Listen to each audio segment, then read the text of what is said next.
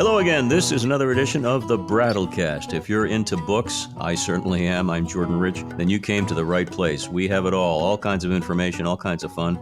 With Ken Gloss, the owner of the famous Brattle bookshop in Boston on West Street. It's become a bit of an institution in this town, and people visit it from all over the world.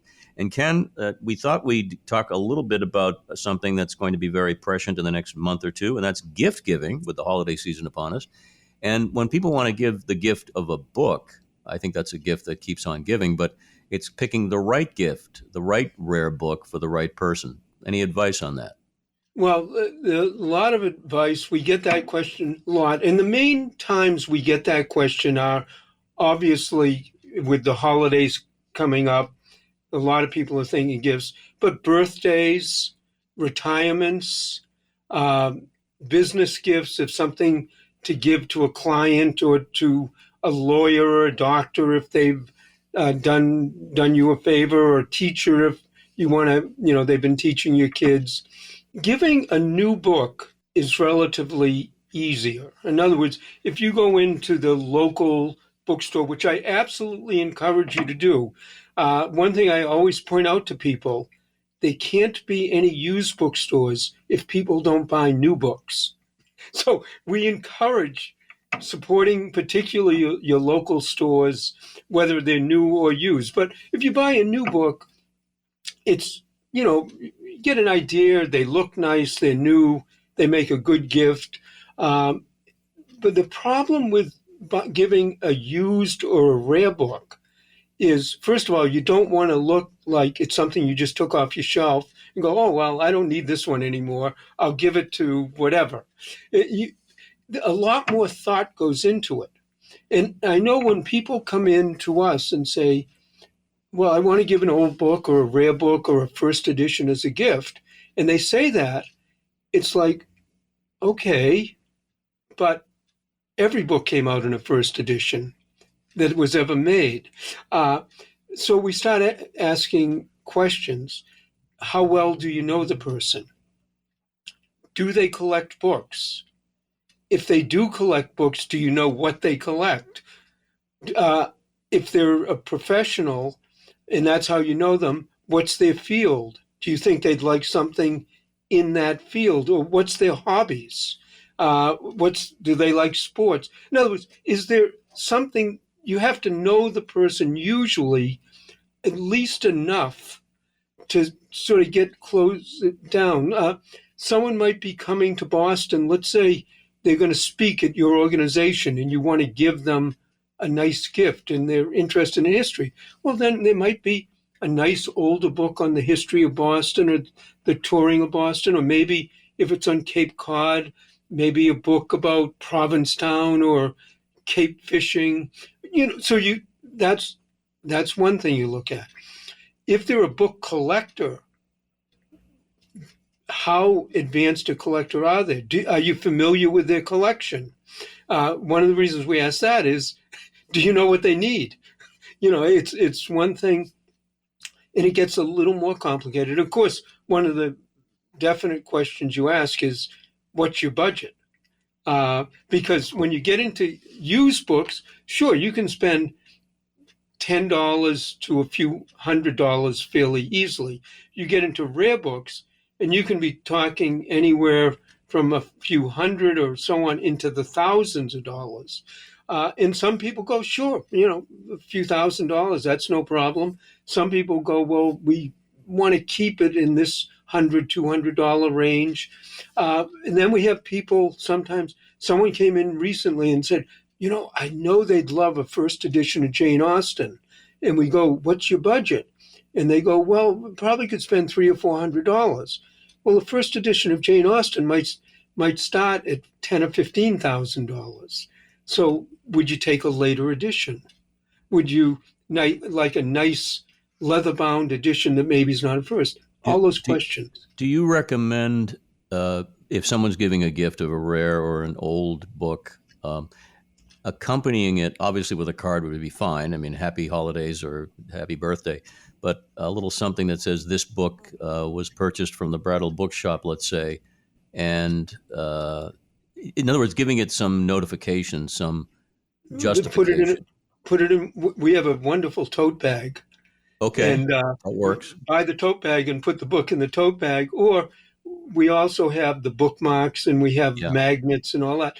A lot of people do. We also, in many cases, we say, look, this is a beautiful gift. This is what we would suggest. But if the person already has it or so on, as long as you don't mind, if they decide we'll exchange it, credit, we'll refund, we'll do whatever, because we know that it's a tricky type of buying. And then a lot of it, when we're trying to find something, we'll get, let's say if it's a business gift, and we'll get the corporate assistant calling us saying, my boss wants to give a gift to so-and-so. One of the things we realize very much is you have to buy something that the person giving the gift really likes. In other words, we might say, oh, we know the collector would like this, but it's not going to look as good. It's not going to be as brilliant. It's not going to be that beautiful leather binding. And the person who's giving it, who doesn't know the field particularly, might not be impressed by it. In other words, they might know, sure, but we want something that everybody's going to see that we've given them a Right. beautiful Well, gift. you said it. You said it at the beginning of our chat in this one. You said it would be simple to just take an old book off your shelf, put it in some wrapping paper, and give it to somebody. That's why I said put it in. You said it. Put it in that tote bag from the Brattle bookshop, or include the bookmark. It gives it some authenticity, and it proves too that you went out of your way. You went shopping to find something that was just right. And I imagine this happens a lot, as you say, this time of year. People come in and you counsel them as to what they might be looking for. Right. And like I say, many times people have no idea what something's going to cost. And so, once we find out their budget, we can say, well, you're not going to get this particular, but there are some really beautiful things in almost any price range. Or sometimes we'll say the other question we ask once we get into that is, what's your time frame? Because sometimes people will say, well, the gift, it's Wednesday, we need it by Friday. Other times they say, well, look, this is going to be a month. The birthday is a month or two away. And we'll say, well, we don't have what you want, but in the price range you're talking, it's reasonable. There are some really good things. We could call some of our colleagues, see what they have, get back to you. And actually, a lot of the colleagues that we're very friendly with will send the books to us, and we can show them to you and we can return them. But that's all sort of building up a relationship with who you're talking with. Probably the first thing I would say to somebody, though, that you're looking for a gift, if possible, in your mind, get some idea of what you want to be giving. Why are you giving it? How do you give it? Are you giving it to impress somebody? Are you giving it because you know they're going to love this book? Is it a joke? Is it a wedding gift? Is it whatever? And even if you come in, and the next thing that really is critical is the budget and the time frame. And once we get an idea of that, then we can start throwing out a lot of suggestions and almost looking at the person you're talking to. You see their eyes change, and you can say, okay, now we're getting closer. And then you can narrow it down. And then once you get a real good idea, then we can start saying, okay, we have this. Here's 2 or 3 things to look at. Or this would be perfect, but we know, and we've done this many times, that so-and-so in Copley Square, they're the place you want to be. They have exactly the type of things you want. They're the experts in it. Or maybe if you want a really good letter of George Washington, we'll refer you to one of our clients who specialize in autographs and manuscripts. And sometimes we do that just as a favor.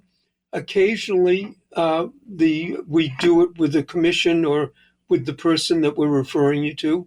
So there's a lot that goes into it.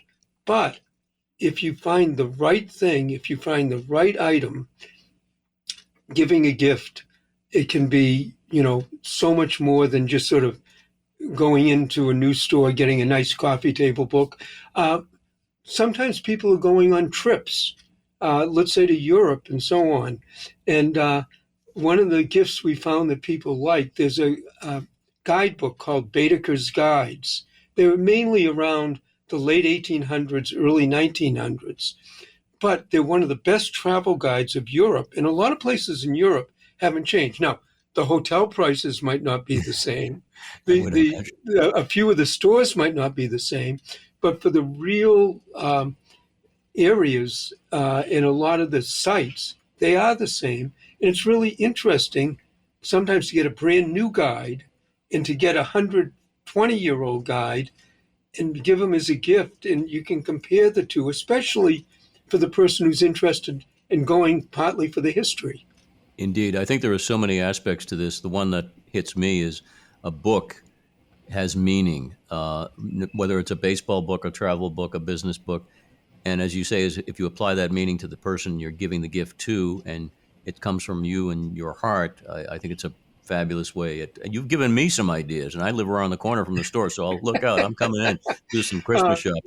The other thing that sometimes when we look at old books that we get in and we go to libraries and we'll see a book of poetry and then we'll see a really nice inscription given Christmas 1901 from Aunt so-and-so to obviously a nephew or a niece or whatever. That type of inscription can also mean an awful lot to somebody, regardless what the book is. In other words, if it's something that they really love, what they really love is the fact that you went out, found this, think it's something they'd like, and maybe 100 years from now, someone will read that inscription, or one of your kids or grandchildren will read it, and it will mean a huge amount to them too. Let me add one thing to this. My wife used to collect books on jazz and signed pictures of jazz musicians, and she had a huge collection. But I had, when her birthday would come up, when Christmas would come up, I knew that she collected anything on jazz. So all year long, I was always looking for that one or two things. I'd be looking regularly, or I'd go to other dealers, or they knew I was looking for something like that. And I'd stockpile them so that I'd have them. You might have figured out the issue that every husband faces and has since the dawn of time. You may have figured it out. And one other one that I'll talk about, gift giving. We have a customer who was in Cuba, and she was very young there, and they left when Castro took over. But a lot of her older relatives, she loves giving them gifts of postcards, trade cards, stereoptic insides, books, pre-Castro.